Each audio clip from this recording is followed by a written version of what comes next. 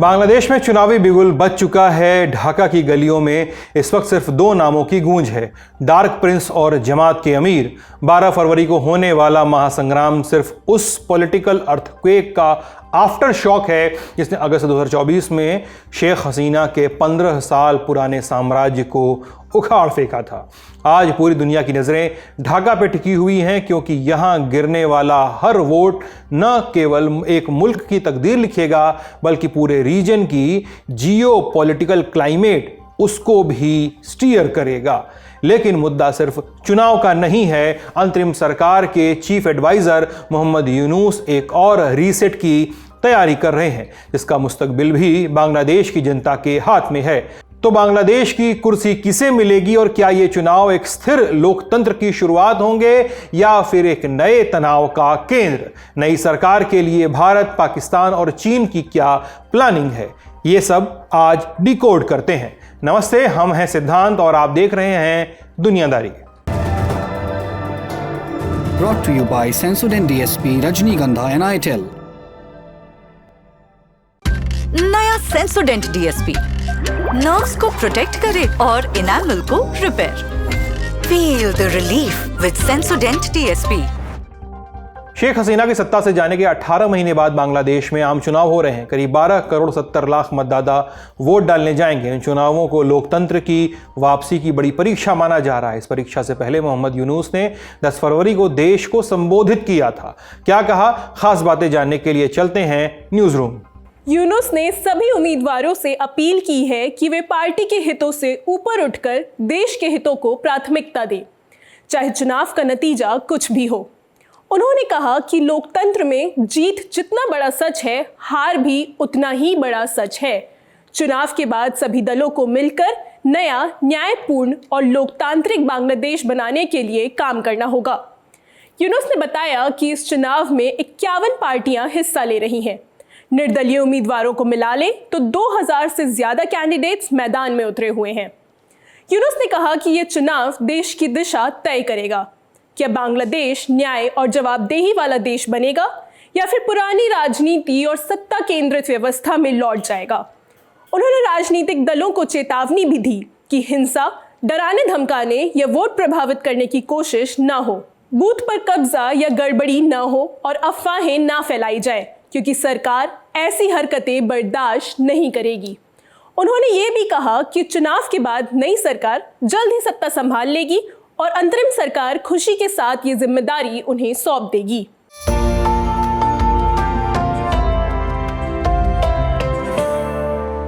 बांग्लादेश चुनाव में जो प्रचार है वो 10 फरवरी को सुबह 7:30 बजे थम गया है। लेकिन 12 फरवरी को जब बांग्लादेशी नागरिक पोलिंग बूथ पे जाएंगे तो उनके हाथ में एक नहीं बल्कि 2 बैलेट पेपर होंगे।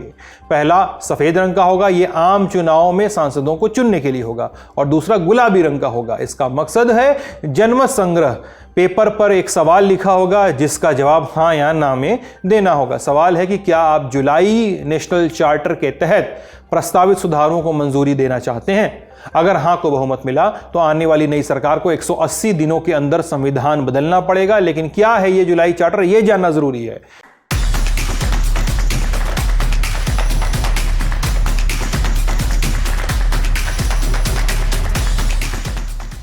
शेख हसीना के हटने के बाद मोहम्मद यूनुस का मानना रहा कि बांग्लादेश के सिस्टम में कचरा जमा हो गया है, तो वो एक ऐसा सिस्टम रीसेट करना चाहते हैं जिसके लिए संविधान में बदलाव की जरूरत है। इसी के लिए जनमत संग्रह यानी जनता की राय ली जा रही है। बदलावों को जुलाई नेशनल चार्टर नाम दिया गया है। इसमें क्या क्या सुझाव दिए गए हैं वो भी देख लेते हैं। सबसे बड़ा बदलाव है प्रधानमंत्री के लिए 10 साल की समय सीमा तय करना, यानी कोई भी शख्स अब 2 बार से ज्यादा पीएम नहीं बन सकेगा अगर कार्यकाल पूरा होता है। तो अगला प्रपोजल है कि संसद को बाई कैमरल बनाना, यानी संसद के 2 सदन बनाना। अभी वहां सिर्फ एक ही सदन है, लेकिन जुलाई नेशनल चार्टर लागू होने से 100 सदस्यों का एक अपर हाउस बनाने की भी योजना है। बांग्लादेश के सांसदों को अब अपनी पार्टी के खिलाफ भी वोट करने की आजादी होगी, जो पहले नहीं थी। इसके अलावा न्यायपालिका को एग्जीक्यूटिव स्ट्रक्चर से पूरी तरह अलग करने और चुनाव आयोग को और ज्यादा ताकतवर बनाने के प्रस्ताव भी इसका हिस्सा हैं। बात संसद की हुई है तो सीटों का गणित भी समझ लेते हैं। बांग्लादेश की जातीय संसद यानी पार्लियामेंट या हिंदी में ऐसा ही बोला जाता है। वहां पर कुल 350 सीटें हैं। इनमें से 300 सीटों पर हमारे यहाँ की तरह first past the post system से चुनाव होता है, यानी जिसे सबसे ज्यादा वोट मिलेंगे वो जीत जाएगा। बाकी की जो 50 सीटें हैं वो महिलाओं के लिए आरक्षित होती हैं। इन 50 सीटों पर कोई सीधा चुनाव नहीं होता, बल्कि चुने गए 300 सांसद अपनी पार्टी की जीत के अनुपात में इन 50 लोगों को चुनते हैं। बहुमत के लिए 151 का आंकड़ा है। बांग्लादेश में इस बार 12 करोड़ 70 लाख से ज्यादा मतदाता वोट डालेंगे। इसमें युवा यानी जेन जी की संख्या रिकॉर्ड तोड़ है। खास बात यह है कि इस चुनाव में पहली बार विदेश में रहने वाले बांग्लादेशी भी पोस्टल बैलेट के जरिए अपना वोट डाल रहे हैं। मैदान में कौन कौन है इस बार के चुनाव में, ये देख लेते हैं। दो बड़े गुट हैं, एक है बांग्लादेश नेशनलिस्ट पार्टी यानी बीएनपी और दूसरा है जमाते इस्लामी के नेतृत्व वाला इस्लामी गठबंधन। 9 फरवरी को दोनों ने ही बड़ी रैलियां की, हजारों लोग इनका भाषण सुनने पहुंचे थे। बीएनपी की तरफ से तारिक रहमान ने आखिरी भाषण दिया। 60 साल के तारिक बांग्लादेश की पहली महिला प्रधानमंत्री खालिदा जिया के बेटे हैं। 17 साल विदेश में रहने के बाद वो पिछले साल दिसंबर में बांग्लादेश लौटे थे। उनके वापस आने के 5 दिन बाद ही जिया का इंतकाल हो गया। ऐसे में तारिक ही अब बीएनपी के कर्ता धर्ता हैं। उन्होंने कहा कि ये चुनाव देश की तकदीर बदलने का मौका है। दूसरी तरफ जमाते इस्लामी और उसके सहयोगी दल हैं। जब शेख हसीना सत्ता में थी तब उनकी सरकार ने इस्लामिक संगठनों पर कड़ी कार्रवाई की थी। जमात के कई बड़े नेताओं को जेल भेजा गया, कुछ को 1971 के युद्ध अपराधों के लिए मौत की सजा भी सुनाई गई थी। पार्टी पर प्रतिबंध लगा दिया गया और उसे छिपकर काम करना पड़ा था। जमात के नेता शफीकुर रहमान को भी 2022 में अरेस्ट कर लिया गया था। उन पर आरोप था कि उन्होंने एक प्रतिबंधित उग्रवादी संगठन के सदस्यों की मदद की थी। उन्हें करीब 15 महीने जेल में रहना पड़ा था, लेकिन 2024 के आंदोलन ने जमात और रहमान की किस्मत बदल दी थी। अगस्त 2024 में शेख हसीना के भारत चले जाने के कुछ ही दिनों बाद नोबेल विजेता मोहम्मद यूनुस के नेतृत्व वाली अंतरिम सरकार ने पार्टी पर लगी पाबंदियों को ढीला करना शुरू किया। फिर 2025 में एक अदालत ने प्रतिबंध हटा दिया, जिससे जमात को फिर से खुलकर काम करने की छूट मिल गई। इसके बाद जमात तेजी से सक्रिय हो गई। उसने चैरिटी और बाढ़ राहत जैसे काम शुरू किए। रहमान अपनी सफेद दाढ़ी और सफेद कपड़ों की वजह से लोगों के बीच आसानी से पहचाने जाने लगे। रहमान ने दिसंबर में रॉयटर से कहा था कि हम अपनी आवाज उठाने की कोशिश करते थे, लेकिन बार बार उसे दबा दिया जाता था। आंदोलन के बाद हमें फिर से सामने आने का मौका मिला है। लेकिन इस चुनाव में जमात अकेली नहीं है। उसने 11 पार्टियों के साथ गठबंधन किया है। इनमें से एक नेशनल सिटीजन पार्टी यानी एनसीपी भी है। ये एक छात्र पार्टी है जिसे उन छात्रों ने बनाया था जिन्होंने 2024 में शेख हसीना के खिलाफ आंदोलन किया था। चुनाव की घोषणा के बाद इस पार्टी ने जमात से हाथ मिला लिया। तो अब सवाल है कि इनमें से कौन आगे है। बांग्लादेश के international institute of law and diplomacy IILD, इनके सर्वे के मुताबिक बीएनपी को 44.1% वोट मिलने वाले हैं। वहीं जमात के गठबंधन को 43.9% वोट मिलेंगे, यानी यहां मामला नेक टू नेक का दिख रहा है।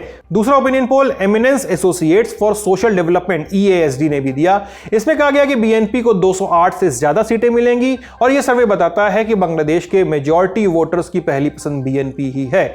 66.3% वोटर बीएनपी को सपोर्ट करते हैं, जबकि जमात को 11.9% और एनसीपी को सिर्फ 1.7% जो वोटर हैं वो सपोर्ट कर रहे हैं। साल 2025 में जमात ने सुझाव दिया था कि बीएनपी और उन्हें मिलकर सरकार बनानी चाहिए, लेकिन बीएनपी ने यह बात ठुकरा दी थी। उनका कहना है कि सरकार और विपक्ष दोनों ही जरूरी होते हैं, लेकिन गठबंधनों के इतर बांग्लादेश के इस चुनाव में 3 बड़े फैक्टर्स हैं जो नतीजा तय करेंगे। पहला फैक्टर है हिंसा और प्रदर्शन। हसीना के जाने के बाद ढाका में कट्टरपंथी गुट एक्टिव हैं। इन्हें कई बार सड़कों पर उतरते, रास्ते जाम करते और आगजनी करते देखा गया है। अगर ऐसा जारी रहा तो चुनाव प्रभावित हो सकते हैं। अगला फैक्टर है युवाओं का वोट। बांग्लादेश के इस चुनाव में इस बार हर 4 में से 1 वोटर 30 साल से कम उम्र का है, यानी युवाओं ने जिसका साथ दिया उसका पलड़ा भारी होना तय है। चुनाव का तीसरा फैक्टर है शेख हसीना के समर्थक। हसीना 2009 से बांग्लादेश की कुर्सी पर काबिज थीं, लेकिन अगस्त 2024 में उनके इस्तीफे के बाद हालात बदल चुके हैं। उनकी पार्टी अवामी लीग के चुनाव लड़ने पर बैन लग गया है, लेकिन अब भी बड़ी संख्या में उनके समर्थक बांग्लादेश में मौजूद हैं। ऐसे में उनका वोट चुनाव के नतीजे तय करने में अहम होगा। बांग्लादेश का चुनाव, उसका गणित वो आपने समझ लिया। उम्मीद क्या लगाई जाए, क्या हो सकता है, जानकारों से समझते हैं। रिसेंटली बांग्लादेश में 3 सर्वे आए हैं। उसमें से 2 सर्वे ये बताते हैं कि बीएनपी अच्छी पोजीशन में है और जीत सकती है। एक सर्वे ऐसे बताता है कि नेक टू नेक फाइट है, लेकिन 75 कॉन्स्टिट्यूएंसीज ऐसी है जहां कांटे की टक्कर है, और उन कांटे की टक्कर में जो जीत जाएगा उसको ज्यादा वोट वोट मिलेंगे। ऐसा अनुमान लगाया जा रहा है कि आवामी लीग, जिसको कि चुनाव की इजाजत नहीं दी गई है, अगर उसके वोटर्स बीएनपी की तरफ झुक जाते हैं, जैसा कि अंदेशा है और अफवाहें भी है, कुछ लोगों का आंकलन भी ऐसा है कि बीएनपी और आवामी लीग तो पहले भी एक बार साथ हुए थे जब मिलिट्री रिजीम को हटाना था, और इस बार भी जमायत इस्लामी से टक्कर लेने के लिए हो सकता है वो साथ में आ जाए। और अगर वो दोनों साथ में आ गए तो मैं समझता हूँ बीएनपी जीतेगी। वरना आवामी लीग अगर असमंजस में रही, वो कहीं उनके वोट बंट गए, तो कहना बहुत मुश्किल है। और टक्कर है जिसमें जमायत इस्लामी कमजोर नहीं है। अभी कुछ कुछ कुछ महीनों पहले ढाका की यूनिवर्सिटी में पिछले साल इलेक्शंस हुए थे, और उसमें जमायत इस्लामी ने जो स्टूडेंट्स रिवोल्यूशनरी है उनको हराया था। तो जमायत इस्लामी की पकड़ यूथ में ज़्यादा अच्छी है, और जो पिछला रिवोल्ट हुआ है उसमें यूथ ने बहुत बड़ा रोल प्ले किया है। तो उम्मीद ये की जा रही है कि बीएनपी शायद जीत जाए, हालांकि उसे बहुत अच्छी टक्कर जमायत इस्लामी देगी। एक और बात बताता हूँ मैं, उसमें मैं समझता हूँ इसमें फौज का काफ़ी बड़ा रोल है, और फौज ये चाहेगी शायद कि एक स्टेबल गवर्नमेंट बने, एक ऐसी गवर्नमेंट बने जो एक्सट्रीमिस्ट नहीं हो। और अगर फौज की सहानुभूति बीएनपी की तरफ रही, जो कि हमेशा से रही है, बीएनपी की जड़ें फौज में बहुत गहरी है, और अगर वो सपोर्ट मिले उनको तो बीएनपी की जीत अवश्यंभावी है। ये तो हो गई बांग्लादेश के चुनाव की बात। अब जानते हैं कि इसमें भारत के लिए क्या दांव पे लगा है। हसीना के सत्ता में रहने तक भारत बांग्लादेश को साउथ एशिया की सुरक्षा के लिए एक अहम साझेदार मानता था। भारत एशिया में बांग्लादेश का सबसे बड़ा ट्रेड पार्टनर भी है। अप्रैल 2023 से मार्च 2024 के बीच भारत ने बांग्लादेश को लगभग 11 अरब डॉलर का सामान बेचा था, जबकि बांग्लादेश से करीब 1.8 अरब डॉलर का सामान हमने खरीदा था। लेकिन 2024 में हसीना के भारत आने के बाद दोनों देशों के रिश्तों में तनाव बढ़ गया है। दोनों ने एक दूसरे के सामानों पर कुछ पाबंदियां भी लगा दी हैं। इतिहास में भारत बांग्लादेश के रिश्ते इस बात पर निर्भर करते रहे हैं कि ढाका में कौन सी पार्टी सत्ता में है। हसीना भारत के साथ काफी अच्छे रिश्ते रखती थी, लेकिन बांग्लादेश की विपक्षी पार्टियां अक्सर हसीना पर आरोप लगाती थी कि वो भारत के सामने कमजोर रुख अपनाती हैं। बीएनपी के नेताओं ने भारत बांग्लादेश के कुछ ज्वाइंट प्रोजेक्ट्स का भी विरोध किया था। बीएनपी का लंबे समय तक जमात इस्लामी से गठबंधन भी रहा है। जमात पाकिस्तान के साथ करीबी रिश्तों की बात करती रही है। वो 1971 में बांग्लादेश की आजादी का भी विरोध कर चुकी है। 2024 में हसीना के भारत में पनाह लेने के बाद से बांग्लादेश में भारत विरोधी भावना बढ़ी है।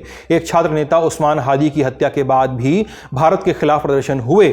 इस दौरान हिंदू अल्पसंख्यकों के खिलाफ अपराध के कई मामले सामने भी आए। लेकिन चाहे नई सरकार किसी की भी बने, वो भारत के साथ खराब होते रिश्तों को नजरअंदाज नहीं कर पाएगी। भारत की नेबरहुड फर्स्ट पॉलिसी के तहत भारत हमेशा बांग्लादेश के साथ अच्छे रिश्ते बनाए रखने पर जोर देता रहा है। ऐसे में कौन सी पार्टी भारत के साथ रिश्तों के लिए सही रहेगी, ये भी जानकारों से समझ लेते हैं। भारत की सरकार और भारत के आम लोग, मैं समझता हूं, उनकी सहानुभूति बीएनपी के साथ ज्यादा है। वैसे बीएनपी और जमात ने कोई ऐसा रिकॉर्ड बहुत बड़ा नहीं है कि उन्होंने भारत के हितों की परवाह की हो पहले कभी भी, जब भी वो पावर में थे। एक वक्त था जब बीएनपी ने जमायत इस्लामी के साथ अलायंस भी की थी, और भारत ने हमेशा से बीएनपी के साथ अपने संबंधों को सुधारने की कोशिश की है, लेकिन उसमें सफलता नहीं मिली। इसलिए बहुत ज़्यादा उम्मीद बीएनपी से लगा के बैठे वो लॉजिकल तो नहीं लगता है। लेकिन अभी के हालात में, जहां आवामी लीग को बिल्कुल अलग थलग कर दिया गया है, और अगर आवामी लीग का वोटर बीएनपी के पीछे जाता है तो बीएनपी इंडिया के लिए प्रिफरेबल होगी। और जमायत इस्लामी अगर पावर में आती है तो पाकिस्तान का तबका बहुत स्ट्रांग हो जाएगा। बीएनपी के वक्त भी पाकिस्तान का इन्फ्लुएंस बढ़ेगा, चीन का भी इन्फ्लुएंस बढ़ेगा, इसमें कोई दो राय नहीं है। तो भारत के लिए जो आने वाला समय है वो मुश्किल का है, चुनौती का समय है। लेकिन उस चुनौती के समय में भी मैं समझता हूँ कि लेस बैड सिचुएशन जो है वो भारत के लिए ये होगी कि बीएनपी पावर में आए और एक स्टेबल गवर्नमेंट बनाए। अब आते हैं पाकिस्तान पर। शेख हसीना के सत्ता से हटने के बाद पाकिस्तान और बांग्लादेश के रिश्ते बेहतर होने लगे हैं। 2024 में पाकिस्तान के प्रधानमंत्री शहबाज शरीफ ने अंतरिम सरकार के प्रमुख मोहम्मद यूनुस से 2 बार मुलाकात की थी। मकसद था सैन्य और कूटनीतिक रिश्तों को मजबूत रखना। पिछले साल सितंबर में पाकिस्तान के विदेश मंत्री इशाक डार ढाका गए थे। उन्होंने कहा था कि दोनों देशों के रिश्तों को फिर से मजबूत करना जरूरी है। पिछले साल फरवरी में दोनों देशों ने 1971 के बाद पहली बार सीधा व्यापार फिर से शुरू किया था। पिछले हफ्ते 14 साल बाद दोनों देशों के बीच सीधी उड़ानें भी शुरू हुई थी। इसके अलावा पिछले 1 साल में दोनों देशों के बीच सैन्य और रक्षा से जुड़ी बातचीत भी हुई है। थिंक टैंक अटलांटिक काउंसिल में साउथ एशिया के सीनियर फेलो माइकल कोगलमैन के मुताबिक पाकिस्तान को चुनाव में किसी भी बड़ी पार्टी की जीत से ज़्यादा समस्या नहीं होगी। लेकिन अगर जमात इस्लामी जीतती है तो पाकिस्तान सबसे ज़्यादा खुश ज़रूर होगा। लेकिन अगर बीएनपी की सरकार बनती है तो भी पाकिस्तान को ज़्यादा दिक्कत नहीं आने वाली है।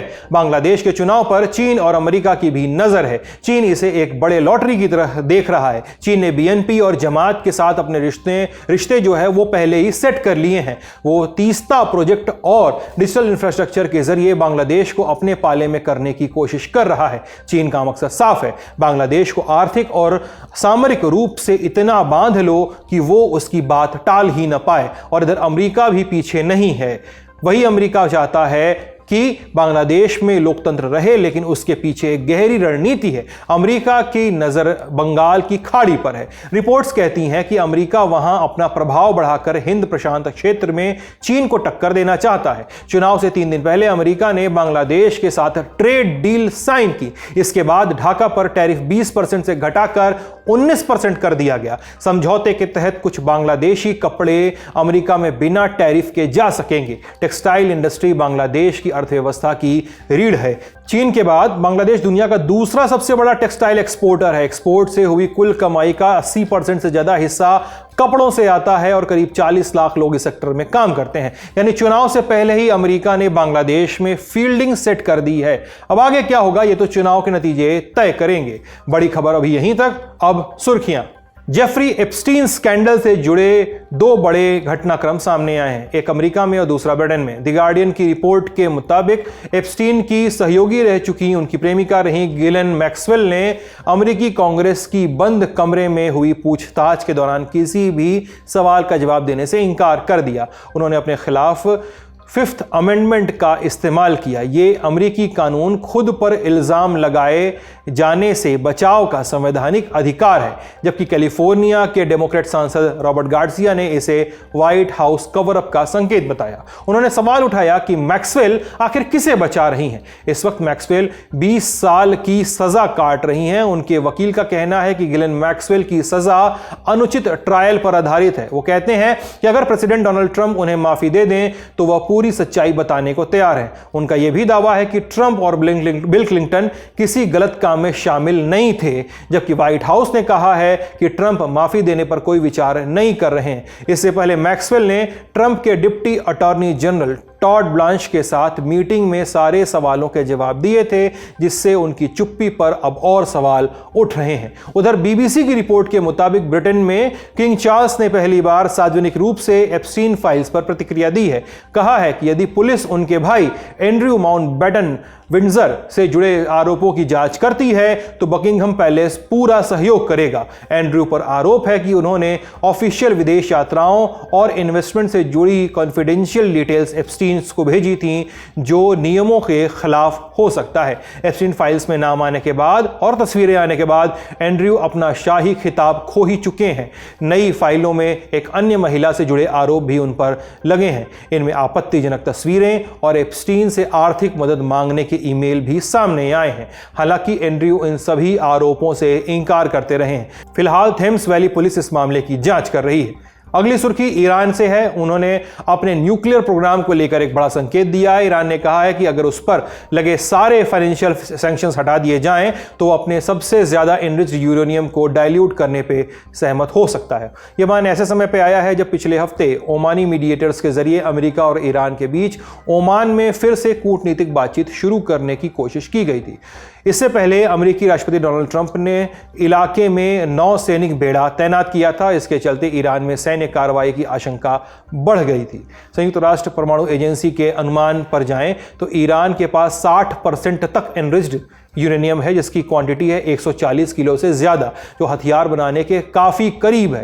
न्यूक्लियर वेपन के लिए 80 से 90% इनरिचमेंट की ज़रूरत होती है। रॉयटर्स की रिपोर्ट के मुताबिक ईरान के परमाणु ऊर्जा प्रमुख मोहम्मद इस्लामी ने इस पर बयान दिया। उन्होंने कहा कि 60% यूरेनियम को डाइल्यूट करने की संभावना सैंक्शंस हटाए जाने पर निर्भर करेगी। हालांकि क्या इस यूरेनियम को किसी और देश को भेज दिया जाएगा, ऐसा कोई प्रस्ताव इस बातचीत में शामिल नहीं था। ईरान के सुप्रीम लीडर के सलाहकार अली अरिज़ानी ओमान जाकर क्षेत्रीय और द्विपक्षीय मुद्दों पर चर्चा करेंगे, जबकि अगली बातचीत की तारीख अभी तय नहीं हुई है। ईरानी राष्ट्रपति मसूद पेजेश्कियान का कहना है कि यदि अमेरिका दबाव की नीति से बचे और कमिटमेंट्स का सम्मान करे तो एक न्याय संगत हल निकालना संभव है। आज का दुनियादारी यहीं तक। अपना ख्याल रखिएगा, स्वस्थ रहिएगा। बहुत बहुत शुक्रिया।